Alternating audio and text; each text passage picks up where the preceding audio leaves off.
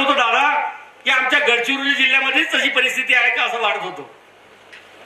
तर त्याच्यापेक्षाही भयंकर जर परिस्थिती असेल तर या जुन्नर तालुका आणि पुणे जिल्ह्यामध्ये दिसत आहे. मी जबाबदारीने सांगतो, जुन्नर आणि आंबेगाव या गावाकडे जबाबदारीने सांगतो, महाराष्ट्राचे मुख्यमंत्री देवेंद्र फडणवीस यांची पूर्व परवानगी घेऊन सांगतो, आंबेगाव आणि जुन्नर हे गाव मी दत्तक घेऊन पूर्ण लक्ष घालीन, विकासासाठी कधी कमी पडू देणार नाही, अशा प्रकारचा शब्द द्यायला तुम्हाला. दादा एक प्रश्न आहे, थोडासा तुम्हाला वाईट पण वाटेल, परंतु आज तुमच्याच म्हणजे मागणीवरून आदिवासी मंत्री उईके साहेब आले होते. आल्याच्या नंतर त्यांनी एक खेद व्यक्त केला की आमच्या गडचिरोलीपेक्षा इथं आदिवासी भागाची भयान वास्तव आहे. यावर काय सांगाल? गडचिरोली असू द्या किंबहुना जुन्नरचा सह्याद्रीचे शेवटचे रान असू द्या, शेवटी आदिवासी बांधवांच्या नशिबाला संघर्ष आहेच. ट्रायबलचं बजेट जरी वेगळं असेल तर मागच्या 10 वर्षामध्ये ट्रायबलचा सगळा पैसा तिकडं गडचिरोली या साईडला भागामध्ये खर्च करतात आणि आपल्याकडे नॉमिनल लोक आहेत असं गृहीत धरून ते लोक आपल्या भागात पैसे टाकत नाही.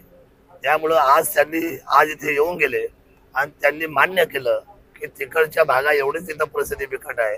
याचा अर्थ त्यांच्या बोलण्यामुळे गांभीर्य आलं आणि आता पैसा आपल्याला उपलब्ध होईल, आनंदाची बाब झाली. माझ्या दृष्टीने अतिशय त्यांच्या हृदयाला लागलं ना, त्यांच्या काळजाला लागलं आमच्या आदिवासी बांधवांची अवस्था काय, सुद्धा काम करू आम्ही. तुम्ही पण 5 वर्ष आमदार होतात, आता हे आहात, काय मग असं काय जाणवलं? ही तुमची जबाबदारी नव्हती का साहेब? आता बघा, जिथं आबाळ फाटलं होतं बियाच्या आधी तिथं मी शिवलं ना, अख्खं दुरुस्त केलं ना, अख्खंच फाटलं होतं. बघा, एकही रस्ता डांबरे नव्हता.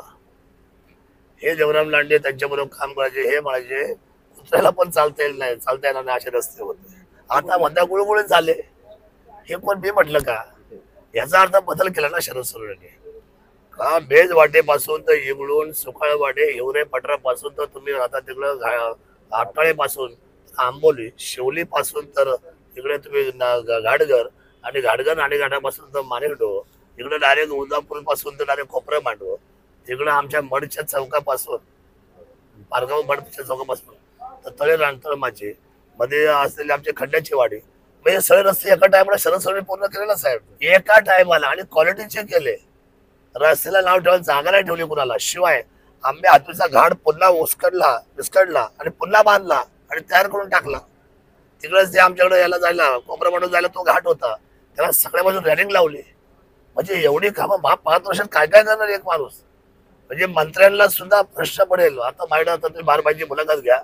बारबाई म्हटले 2014 ते 19 मध्ये मानलं तुम्हाला अख्ख्या कोल्हापूर पासून नाशिक पर्यंत सगळ्यात जास्त आणि चांगला उत्तर विभाग, सार्वजनिक बांधकाम विभाग उत्तर, या उत्तरेचा सगळ्यात जास्त पैसा आणणार तुम्ही एकमेव जुन्नरच्या विधानसभेचे सदस्य ठरणार. हे कशाची पावती? बघा, काय इतक्या वर्ष काम करणाऱ्या माणसाला जे जमलं नाही ते 5 वर्षामध्ये बऱ्यापैकी आपण तुम्हाला या अष्टमेला कशाची देण आहे? शरद सोनवणे. हे जुन्नर शहर कशाची देण आहे? शरद सोनवणे. आज बघा ना सर, तुम्ही कसे रस्ते, तुम्ही त्याच्यानंतर तुम्ही आता ते कोर्टाची बिल्डिंग बघा, अजित दादाने स्वतः म्हटले सुंदर बिल्डिंग बांधली.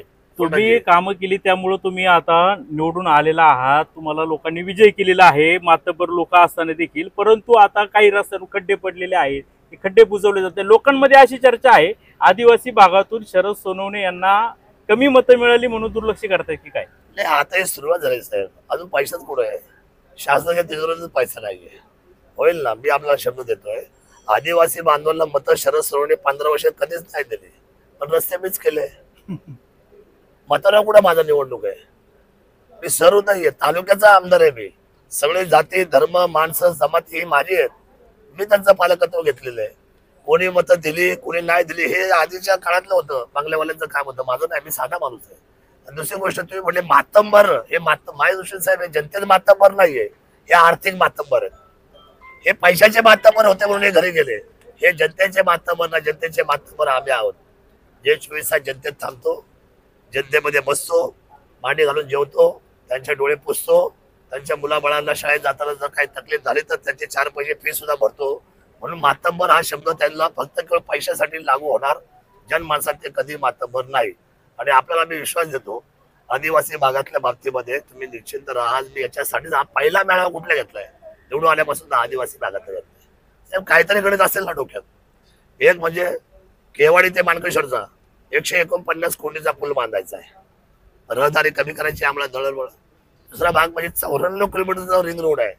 बेलवाटेपासून, इंगळूण पासून, शिवली पासून, आंबोली पासून, खाडगर पासून, नाणेघाटापासून तर मारेटो. आता हे कसं मला पाहत आहे, डोक्यात 24 तास तोच विषय आहे. प्रचंड प्रेम करतो मी जनतेवर आणि जिथं लोकांची कमजोरी आहे त्या कमजोरीला मी माझी 100% भूमिका समजतो. मी माझी त्या ठिकाणी स्वतःची आत्मीयता समजतो.